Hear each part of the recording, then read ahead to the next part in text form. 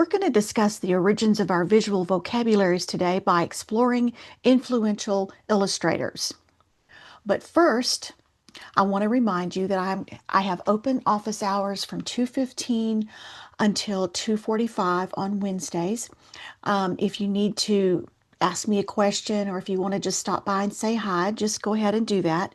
If that time doesn't work for your schedule, that's perfectly fine. Just if you need to talk to me, just give me an email or a text and we'll set up a convenient time for both of us.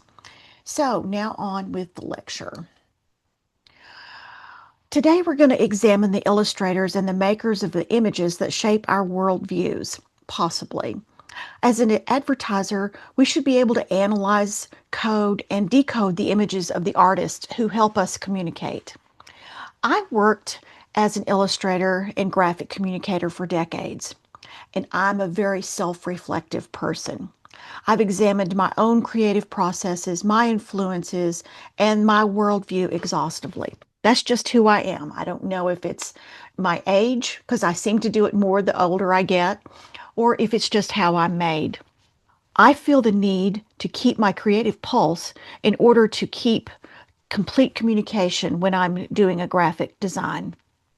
For one of the readings of this module, How Artists Create, the Creative Process and Multivariant Factors, um, that one is where I got a lot of these facts and things like that. So if you want to read that, it'll give you a bigger insight. Okay, creativity. In that paper, the creative person is defined by a combination of cognitive, and emotional components associated with the favorable environmental condition. Those are the things that we're going to look at. The cognitive component corresponds to the intellectual abilities involved in creativity.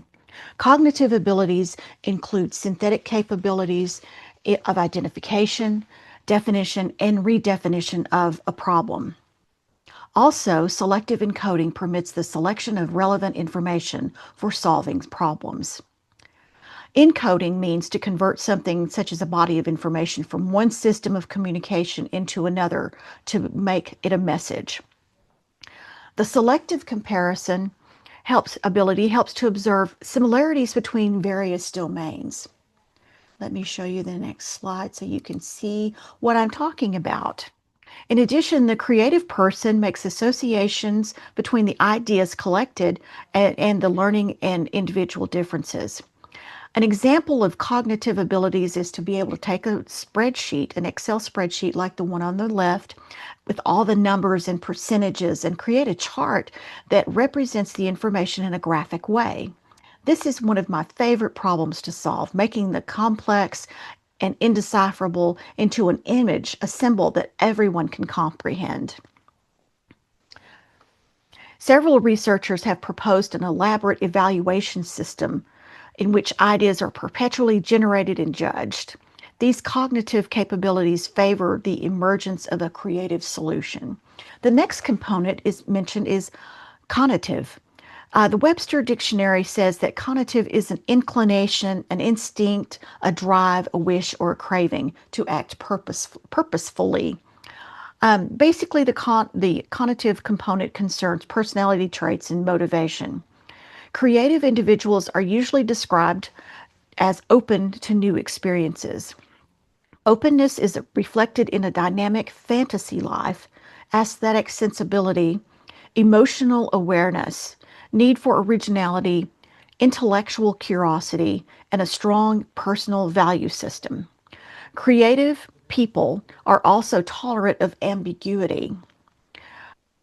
In a meta-analysis of personality traits for scientific and artistic creativity, Feist in 1998 showed that artists are characterized by openness to new experience, fantasy, and imagination, and a lively, ambitious, and nonconformist nature.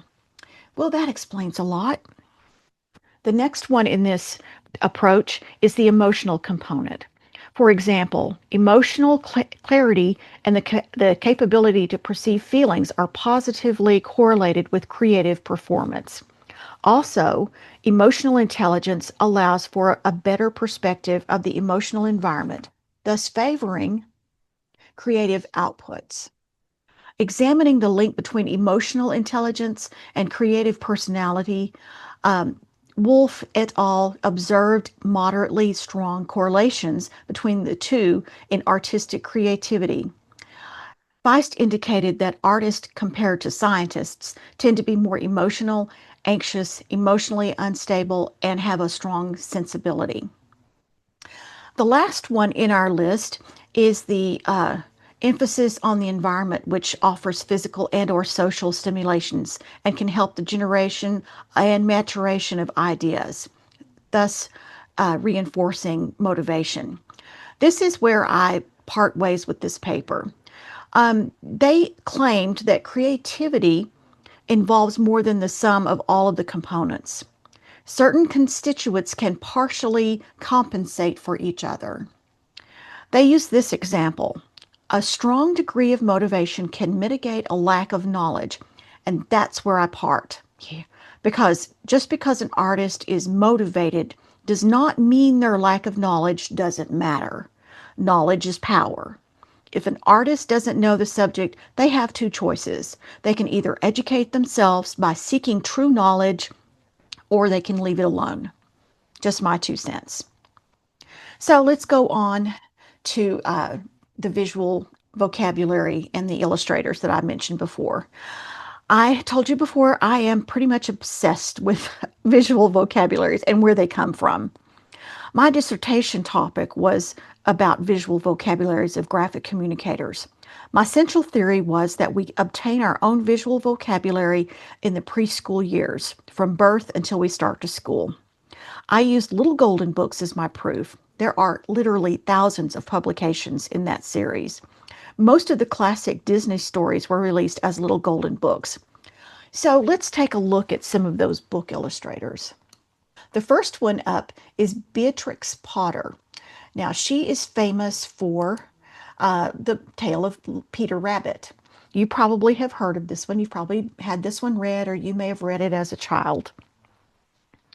So she wrote and illustrated many other books also with her beautiful watercolor paintings. She got inspiration from her garden in the Lake District. She was from England, so that's in England, and other rural areas in England, Scotland, and Wales.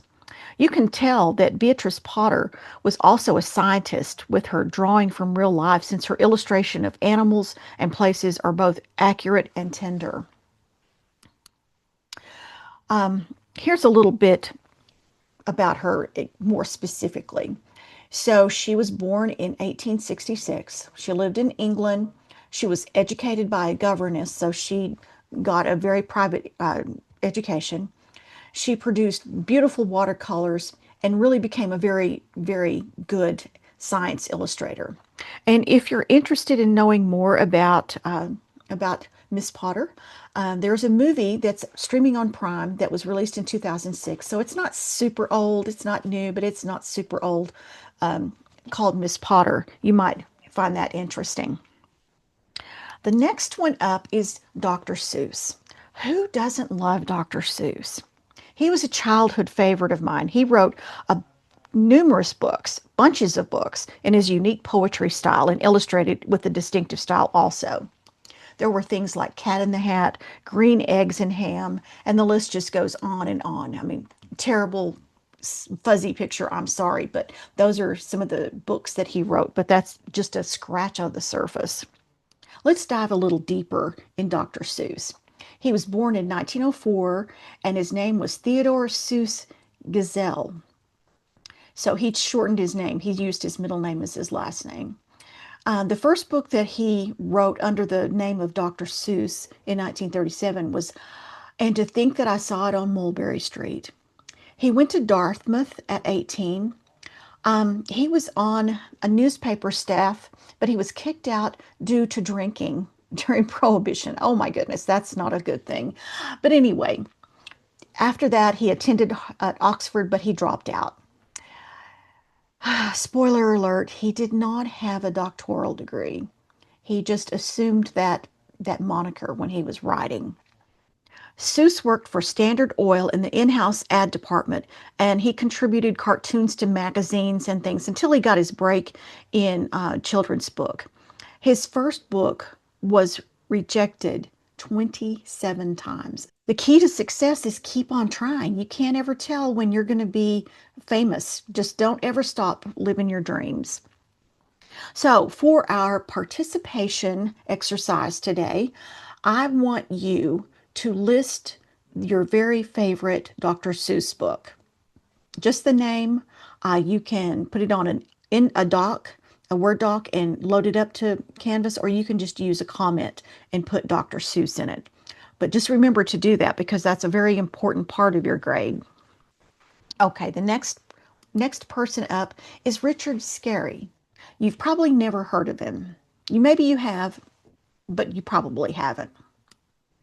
He wrote a lot of little golden books. He was very, very prolific. He did things like the alphabet, the word book, cars and trucks. Very simplistic storylines, but his illustrations were really very good. So about him. He was born in 1919 in Massachusetts. He went to the art school of the Museum of Fine Arts in Boston. He was in the military in World War II, and after the war, he was a commercial artist in New York City. His agent sent him to the Artist and Writer Guild, which produced little golden book content. And in the first year that he worked there, he illustrated 6 books. That is very prolific. After he became a staple for the Artist and Writer Guild, he and his family moved to Switzerland, where he lived the rest of his life. Super, super prolific. The next one up is also super, super influential. I'm sure that you have all read some of her books that she's illustrated, but you've probably never heard of her. Her name was Mary Blair, and she worked for Walt Disney to begin with. And that is the reason you don't hear her name, because in the Disney world and Disney universe, they don't really contribute anything to their individual artists. Everything is under the auspice of Disney. They don't name their artists. They don't let the artists sign anything. So the people who did all of Disney illustrations were basically nameless, although they were very influential. So let's talk a little bit more about Mary Blair. Now, she worked on, this is one of her most famous ones, is she worked on the Cinderella, original Cinderella book, movie. And then here are some more of her illustrations. She had a really wonderful modern look to her, mid-century modern, I should say, to her illustrations. I think this is one of my favorites, I Can Fly. I really didn't remember that one from childhood, but in my research, I became acquainted with this one, and I have to say I really, really love that book. Probably one of the best ones I've seen. So let's talk about Mary a little more. She was born in Oklahoma in 1911. She got a scholarship to, I can't say this very well, Chouinard Art Institute in Los Angeles. It was actually a very prestigious institution that aligned with Disney and eventually pretty much merged with Disney. It's no longer an institute anymore, but it was basically a place to feed artists to Disney. So after graduation, she of course went to Disney. In her early life, she toured South America for 3 months, which really influenced her work. She saw a lot of the art in South America, and it just really kind of inspired her artwork. She helped introduce modern art to Walt Disney and his studio, and for nearly 30 years, Disney touted her inspirational work for his films and also the theme parks. She also worked for the Artist and Writer Guild and Little Golden Books as well. Okay, the next illustrator, also you've probably never heard of him, Tibor I'm so terrible, I'm so sorry, Gergely. I should know how to say these, and I've heard them pronounced correctly, but I seem to not be able to form the words. Anyway, this is an artist from Europe. He was very prolific. He did a lot of illustration for different magazines, and he also did a great deal of little golden books as well. And you can kind of tell, if you know that he's European, you can kind of start seeing some European type influences. If you're into art history, you can. Okay, so one of his most famous ones was the Jolly Barnyard. This is the original one that he illustrated, and it's just absolutely beautiful. So let's talk a little bit more about him. He was born in Budapest in 1900. He studied briefly in Vienna, but then he immigrated to New York City in 1939. And I don't know if you've ever noticed the difference between immigrated with an E and immigrated with an I. I looked it up, and what the difference is, when it's with an E, that means you have totally disassociated yourself with the country that you were raised in. You have given up your citizenship and you go to another country. Immigrated is just simply going from one country to another. So that tells you his commitment, I guess you could say. And he was really one of countless creatives who fled to Europe during this very tumultuous time in history. And he immediately started working at the Artist and Writer Guild and illustrated many, many little golden books. Some of them were like Scruffy the Tugboat, The Happy Man and his Dump Truck, which sounds weird, but it's actually a really, really cute book. Okay, the last illustrator that we're going to talk about is actually a contemporary one. His name is Jason Future. So he's very prolific also. He graduated from the Rhode Island School of Design with a BFA in 1992. After he graduated, he moved to New York City to work for MTV Animation. In 2001, he co-founded the A&J Studios. Jason and A&J Studios have worked with Cartoon Network, Disney, Nickelodeon, and Sanrio. His books also include Callie's Cowgirl Twirl, Christmas Countdown, and Alphabet Magic. So these are just some of the things that he's worked with. And there's Callie again. That's a really crazy series that all of the characters are in a Western, but they're really cute. Anyway, let's talk more about him. I checked just before I made this video to make sure that I had an updated list of things that he's doing.